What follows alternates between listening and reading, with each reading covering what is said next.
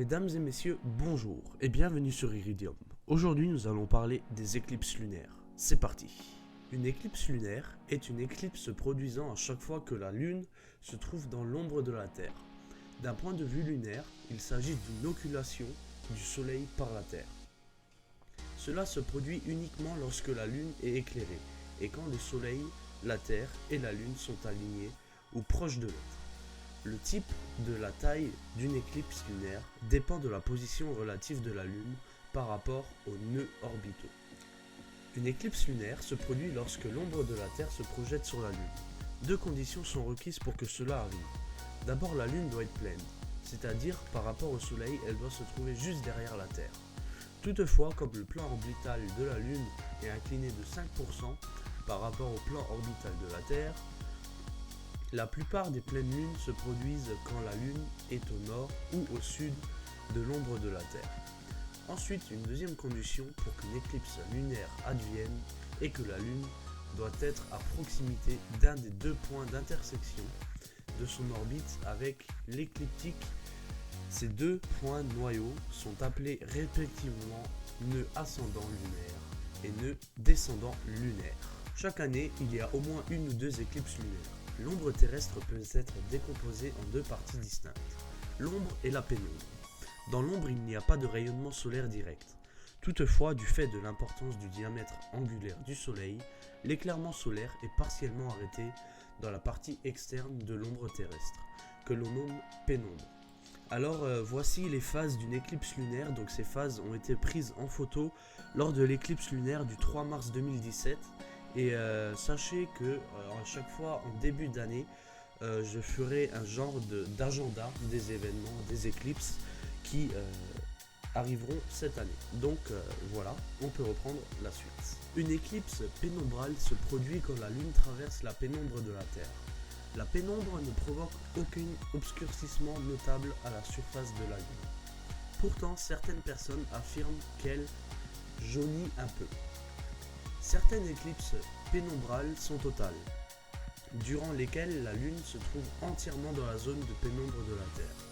Les éclipses totales pénombrales sont rares, et quand elles se produisent, la partie la plus proche de l'ombre peut apparaître plus sombre que le reste de la Lune. Une éclipse lunaire partielle se produit uniquement quand une partie de la Lune entre dans l'ombre.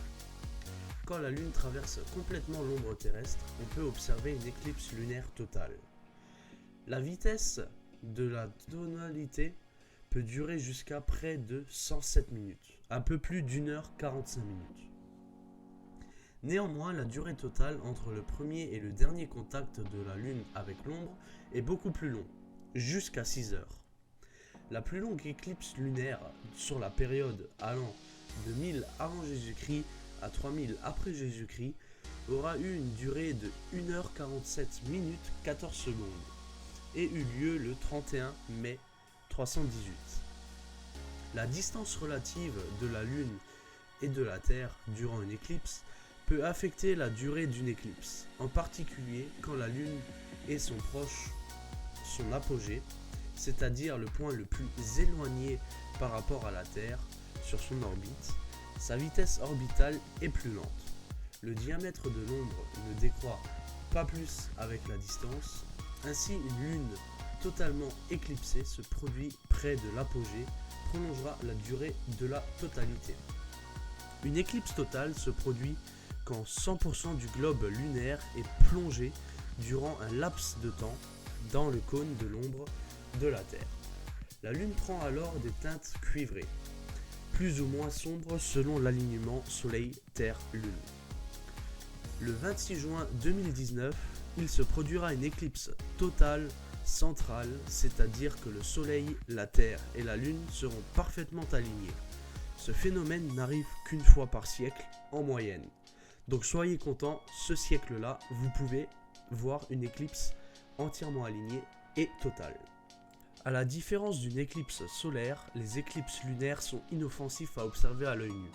Au cours d'une éclipse totale de la Lune, les rayons lumineux passent dans l'atmosphère terrestre, sont déviés par la réfraction atmosphérique et éclairent la Lune. Ce flux lumineux est plus proche au centre de la Lune et se produit par une coloration rougeâtre, qui appelle un peu la couleur du ciel terrestre au moment du coucher du soleil. Les autres régions de la Lune sont peu colorées, d'une teinte généralement grise. L'aspect, les couleurs et l'intensité de l'éclairement, sont très variables d'une éclipse à l'autre, sont imprévisibles et dépendent fortement des conditions météorologiques, atmosphériques sur le terminateur terrestre. À l'échelle de Jadon a été établi pour évaluer la luminosité résiduelle et la coloration de la Lune lors d'une telle éclipse. Donc maintenant s'affiche à votre écran une éclipse de Lune vue depuis Hamwa en Belgique. Chaque année, il y a au moins une ou deux éclipses lunaires. En connaissant la date et l'heure d'une éclipse, on peut en prévoir d'autres grâce au cycle d'éclipses, tels que le cycle Saros. À la différence d'une éclipse solaire, qui peut être vue sur une zone très restreinte du monde, une éclipse lunaire est visible n'importe où sur la Terre, dans son côté nuit. Alors donc là, vous avez un diagramme d'une éclipse de lune et point de référence. Alors grâce à ce fameux cycle de Saros, je peux vous dire que pour l'année de 2020, nous aurons 4 éclipses lunaires. Alors il y en aura une le 10 janvier 2020, le 5 juin 2020, le 5 juillet 2020 et le 30 novembre 2020. Donc voilà à peu près les dates qu'on a pour l'instant. Bon, je sais pas si c'est à 100% officiel. Bon, c'est ce que j'ai, ça aboutit à la bout de mes recherches. Donc a priori, ce serait ces 4 dates-là qu'on aurait en 2020 pour avoir une éclipse lunaire.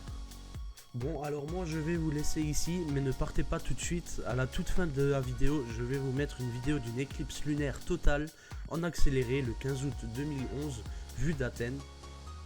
Bien sûr, vous aurez ma première vidéo d'astronomie en description, car c'est tout simplement une vidéo où je filmais une éclipse lunaire de chez moi.